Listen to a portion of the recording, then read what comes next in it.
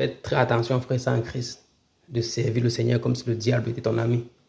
Et je vais te décortiquer exactement ce que je veux dire. Mais avant ça, j'aimerais t'inviter à nous joindre dans notre groupe de prière.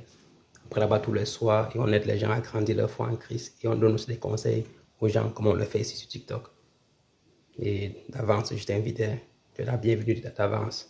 Donc le numéro est sur mon profil TikTok. Tu cliques là-bas, tu vas voir le numéro, écris-nous. Puis je vais te répondre. On parle bien et puis je t'ajoute dans le groupe. Donc, ce que je voulais dire, c'est que il faut savoir que quand le malin envoie les gens t'attaquer, surtout quand tu commences à prendre de l'ampleur dans le spirituel, tu vois, le malin voit que tu es en train de prendre de l'autorité. Un sorcier peut être derrière toi pendant 20 ans. Il n'abandonne pas. Il court derrière toi après et après, après, après, après, après. Même si tu sais Dieu, comment tu pries, comment tu es discipliné, comment il va chercher le jour où tu vas commettre une erreur. Parce que les gars ont un avantage dans le monde astral.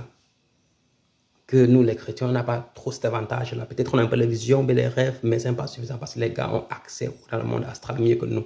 C'est-à-dire que les gars ont accès à des informations qu'on n'a pas besoin. Alors, le sorcier serait là en train de checker constamment. Le jour où tu as fait une erreur, boum, il va venir te frapper. Et c'est pour ça que tu ne peux pas servir Dieu comme si le diable est ton ami. C'est ce que Paul a dit. Ça veut dire quoi? Tu dois avoir une discipline. Tu dois avoir une bonne relation qui te permet d'entendre la voix du Seigneur. Comment le faire? À travers tes jeûnes, tes prières, tu vois, ton obéissance. Et ta capacité à rester dans les passages bibliques, dans la parole du Seigneur. C'est la parole du Seigneur, c'est le Seigneur lui-même. Mais faisons attention, frère, ça en Christ, parce que le malheur n'est pas ici pour s'amuser avec nous, croyez-moi. Le chrétien là qui bosse constamment, le chrétien là qui prie constamment, le chrétien là qui travaille constamment, il prend de l'ampleur dans le spirituel. Et quand tu prends de l'ampleur dans le spirituel, tu es en train de briser les sortilèges maléfiques. Et si c'est que tu excelles à un bon niveau, tu vas voir que tes bénédictions vont pleuvoir sur toi. Et maintenant, tu seras mieux maintenant d'amener d'autres personnes au salut.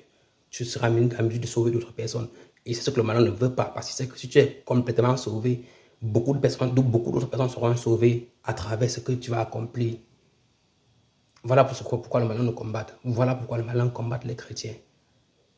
Parce que c'est que, hey, si le gars là atteint un niveau très élevé, je n'aurai plus contrôle peut-être sur tout le pays du Cameroun, mais je n'aurai plus contrôle sur tout l'Afrique. Ou bien je n'aurai plus contrôle sur tout tel continent. Non, c'est très dangereux. C'est pour ça qu'ils nous combattent à tout prix, à tous les prix. Ils montent nos frères et sœurs contre nous-mêmes.